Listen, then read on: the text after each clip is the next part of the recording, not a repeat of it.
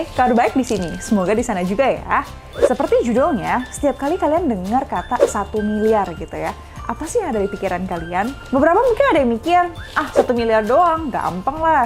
Tapi ada juga yang mikir, 1 miliar itu suatu angka yang sangat besar dan mustahil untuk dicapai. Dua orang sama-sama manusia dan satu angka yang sama, tapi punya pikiran yang sangat berbeda.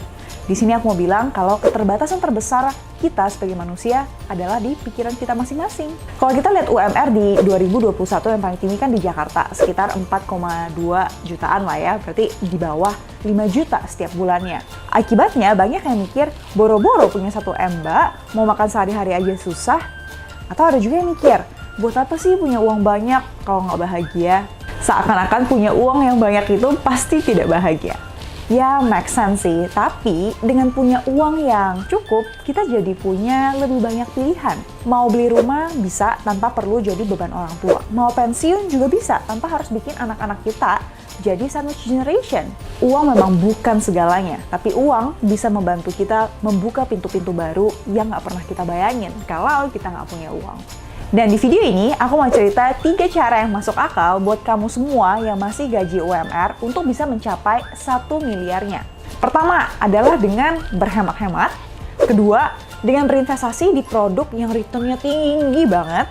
Dan ketiga adalah increase skill yang bisa increase income. Nah, mari kita coba dan lihat satu persatu. Cara yang pertama adalah berhemat-hemat. Nah, kalau kita gaji UMR deh, anggap aja 3 juta per bulan ya, dan kita punya target 1 miliar. Kalau kita berhemat-hemat dengan menyisihkan 50% dari income kita buat ditabung, berarti kan 3 juta, 50%-nya 1,5 juta per bulan ditabung nih.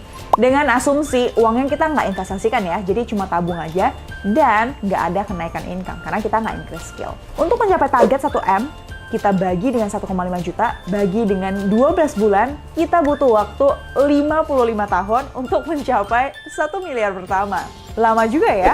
Bayangin deh, yang masih muda aja butuh waktu setengah abad untuk bisa mencapai 1 miliar. Apalagi yang udah lebih berumur. Nggak kebayang aja sih, 55 tahun hidup berhemat-hemat seperti itu. Kesimpulannya adalah, berhemat-hemat aja nggak cukup. Jadi, peribahasa orang dulu yang hemat pangkal kaya, menurut aku itu salah total dan udah nggak relevan dengan kondisi kita hari ini. Mari kita coba cara yang kedua, investasi dengan return yang tinggi. Kita anggap lagi gaji UMR 3 juta per bulan dengan target 1 miliar. Masih sama, dan kita bisa sisihkan 20% deh dari income kita. Nggak usah sampai 50% kayak cara yang pertama tadi. Dan 20% dari income ini kita investasikan ke instrumen yang ngasih return tinggi. Kita ambillah 30% deh per tahun. Itu termasuk lumayan tinggi sih, karena IHSG dalam sekitar 30-an tahun terakhir rata-rata ya sekitar 12% per tahun. Nah, kemudian kita coba simulasi dengan website ini, nanti aku taruh linknya juga di description box. Nah, ini kan ada simbol dolar, itu abaikan aja, anggap aja ini rupiah. Dan setiap bulan kita bisa nabung 3 juta kali 20%, 600 ribu. Oke, monthly addition 600 ribu, nabung di akhir bulan, dan annual interest return-nya 30% per tahun. Nah, kemudian di tahunnya ini kita coba utak-atik gitu ya, angka mana yang bisa mendapatkan end balance-nya nanti 1 miliar. Ternyata kita butuh 14 tahun. Tapi ya lumayan sih, menghemat sekitar 41 tahun ya, dibandingkan cara pertama yang butuh 55 tahun untuk mencapai 1 miliar pertama. Tapi aku tahu pasti banyak yang salfok di sini, Kak, apa investasi yang returnnya bisa 30% per tahun untuk jangka waktu yang lumayan lama lagi, 14 tahun ya. Karena IHSG aja ya 12%. BCA aja dalam 10 tahun terakhir, rata-rata setiap tahunnya itu 15%.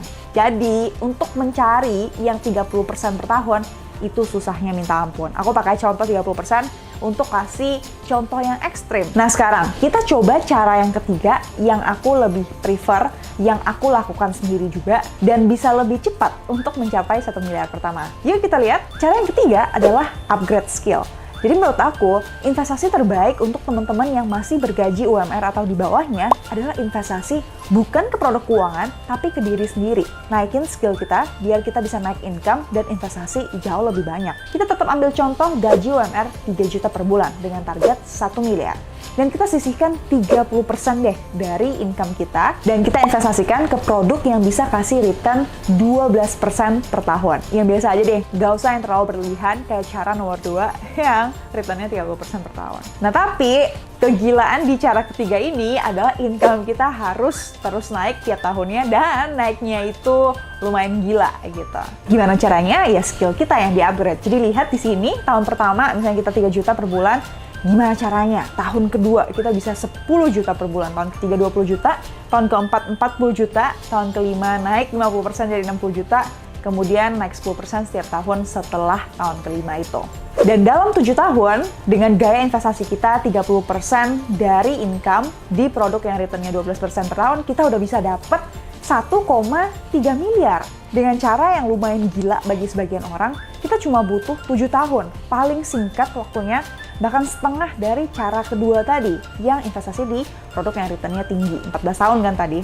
Nah sekarang pertanyaan yang lebih penting adalah gimana cara nambah income? Sebagai penerima gaji, apalagi yang UMR, ya harus naikin skill. Misal sekarang ngerjainnya admin.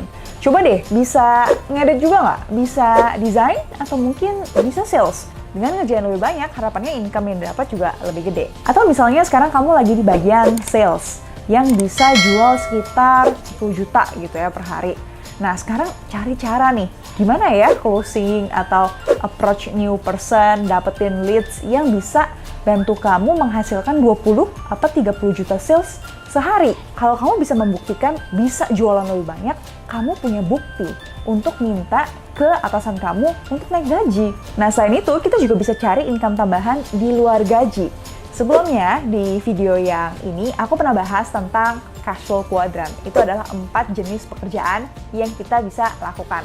Nah, tadi kalau penerima gaji kan employee gitu ya, bisa explore sebagai self-employed. Coba aja di waktu luang iseng-iseng freelance apa gitu, atau coba jadi content creator, atau buka les. Nah, nanti setelah sekian waktu, coba deh jadiin ini bisnis, bangun sistem, hire orang. Contoh ya, kita jadi freelance ngedit gitu ya. Terus banyak nih yang suka dengan editan kita ya. Terus orders yang masuk banyak. Dan kita kewalahan ngerjainnya. Kita bisa mulai bangun sistem, hire orang, outsource, biar kita bisa nih fulfill order atau permintaan yang sebanyak itu. Nah, disitulah kita udah pindah dari quadrant self-employed ke quadrant business owner. Dan quadrant yang keempat adalah investor. Menurut aku ya, 3 kuadran yang lain, employee, self-employed, dan business owner, mereka semua ini wajib ke kuadran investor. Jadi harus combo tuh, minimal setiap orang tuh either employee dan investor, atau self-employed dan investor, atau business owner dan investor, pokoknya mereka harus invest gitu. Karena uang yang dihasilkan dari gaji, dari freelance, atau dari bisnisnya, jangan biarkan istirahat di bank aja. Harus suruh uangnya kerja lagi dengan berinvestasi. Ya begitulah kira-kira cara dari gaji UMR bisa mencapai 1 miliar pertamanya. Aku sendiri pakai cara yang ketiga dan aku puji Tuhan udah melewati ke-4 kuadran ini. Dan aku mau bilang selagi kita masih muda, explore sebanyak mungkin kuadran, karena ya lebih baik kuadran ya lebih baik juga sumber income-nya. Nanti setelah kita udah tahu cocoknya dan fokusnya mau di mana, ya kita perdalam di 1 atau 2 kuadran aja. Nah itu dia 3 strategi untuk mencapai 1 miliar pertama. Kalau kamu, strateginya kayak gimana nih? Cerita di komen ya. Thank you for watching, dan sampai jumpa di video selanjutnya. Bye-bye!